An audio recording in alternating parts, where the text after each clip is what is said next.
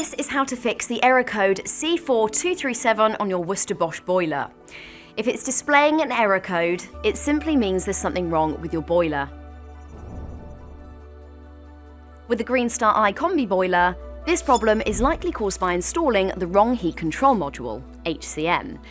This is either because the HCM is loose in your boiler or the wrong control box has been installed. First, let's try resetting your boiler. If the error is still showing after you've pressed reset, then we'll need to look a little deeper, and this isn't something you can fix here. For more advice or to arrange a visit straight away from one of our Gas Safe Registered engineers, just click the Get in Touch link below.